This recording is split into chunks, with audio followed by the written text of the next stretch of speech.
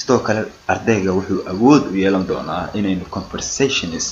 conversational pairing yani inuu sameeyo oo uu dhiso wada sheekaysiyo bugaag iyo waraaqado uu ka soo saaro taas oo noo noqon doonto weekly journal oo uu ardayga ku soo bandhigi doono group WhatsApp keena isagoo ku soo gudbin doono codkiisa isagoo sharaxaya ee aqrinaya sidoo kale reportska inuu qoro inuu ka saxno newspaperska sidoo kale inuu jaraa'idada wax ka qori karo jaraa'idada soo tarjumi karo Soomaaliga ku qoran Ingiriisi u tarjumi karo tan ugu muhiimsan waa record dictionary of words inaad erayo soo maartay record garaysid dictionary-ga marka hadalka yaanan ku dheeraanin cashirka ugu horeeyay aan qaadanayna maanta cashirkanaga ugu horeeya maanta sidaynu soo sheegnay waxaynu uga warrami doonaa grammarka muxuu yahay talada aan ku siin doono arday ahaan adiga grammarka sida aad ku baran karto aad ku guuleysan karto naxwaha waa fudud yahay laakiin wuxuu u fudud yahay wax walibana way fudud yihiin waxay u fudud yihiin markii aad hayso niyad aad shaygaasi ku qaabisho barashadiisa niyad inaad u hayso markaas uu fudud yahay marka cashirkanaga ugu horeeya maanta waa introduction of grammar hordhaca ku saabsan grammarka muxuu yahay is the system of a language waa systemka ama habka luqadda ay u dhismayso ama structure of the language qaab dhismeedka luqadda ayaa la yiraahdaa naxwaha people sometimes describe dadka marmarka qaarkii waa ay qeexayaan maxay qeexi marmarka qaarkii waxay ku qeexaan grammarka inuu yahay as the rules xeerarka inuu yahay of the language ee luqadda but laakiinse in fact xaqiiqdii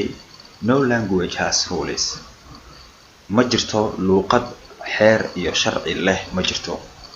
soo ma garanaysid luqaddu waxay leedahay qaab dhismeed bay leedahay bis if we use the word rules hadaynu isticmaalno ereyga rules we suggested that somebody created waxaynu soo jeedinaynaa in shakhsi uu abuuray xeerka shakhsiga abuura xeer waa wuxuu shakhsi qoray uu abuuray laakiin naxwiga ama naxwaha ma ahan wax shakhsi uu abuuray laakiin waa ereyada dadka ay ku hadlaan luqadda markaasi u dhashay maaragtay research badan laga sameeyay ee la qoray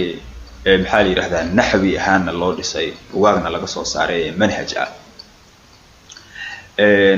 if we use the word rules hadaynu isticmaalno ereyga rules we suggested that somebody created يعني waxaynu soo jeedinaynaa inuu shakhsi abuuray the rules xeerarka first tan ugu horeysa and then spoke the language kadibna yani dadkii maartay ee luqadda ku hadleen waatan hadda sheegayo grammarka waa ereyada dadka ay ku hadlaan laakiin goormuu naxwi noqon karaa naxwi wuxuu noqon karaa markii research laga sameeyay ee qof uu qoray dabeetana dadkii ay ku hadlaan manhajkoodii ay ku barteen oo uu noqday manhaj uu noqday dabeetana naxwihii ay barteen aan ku soo celiyo we suggested that somebody created the rules waxaynu soo jeedinaynaa in shakhsi uu abuuray xeerarka first ugu horeyn and then spoke the language haddana luqadii lagu hadlay like a new game sida ciyaar cusub markaasi dadku way ku cusub tahay macnaha waxa marka la soo saarayay dadku way ku cusub yihiin saa waxay doonayaan inay bartaan naxwaha marka waa in la barto ma aha naxwaha hadalka inuu ku hadalno kaliya ma aha inaynu barano waa soo hadalkeena u toosnaado naxwahana waxa uu ku toosi karaa oo lagu ogaan karaa hadalka qofka naxwiga ah inuu saxan yahay waa inuu qoro waxa markaasi uu ku hadlayo waa inuu qoro si loo ogaado yani maxaa la yiraahdaa habka naxwiga structure-ka oo uu ku hadlayo si loo ogaado but laakiinse language luqadaha did not start like that sidaasi uma bilowdaan dadku way iska hadlaan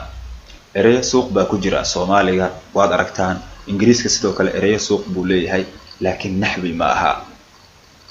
fahmaysaa languages luqadaha started by people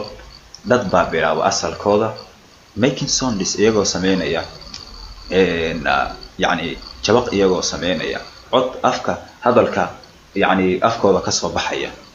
which evolved into words kaas oo maaragtay xambaarsan erayo ayuu xambaarsan yahay erayo ayuu sidaa waa erayada afka aad ka dhehaysid phrases jumlado phraseska waa kuwa aan dhamaystirnayn jumladaha kuwa aanu dhamaystirnayn sida kuwa amarka ah ee amarka bixinaya sida kuwa dareenka xambaarsan aan iyo sentences iyo jumladahana marka lagu leeyahay waa hadallo dhamaystiran waa inuu hadalka ficil ka kooban yahay ficil lagu sameeyo iyo ficil sameeyo saddexdaas waa hadalka sentence jumlada waxa waaye waa ficil sameeye iyo ficilkii la sameeyay iyo ficilkii cid lagu sameeyay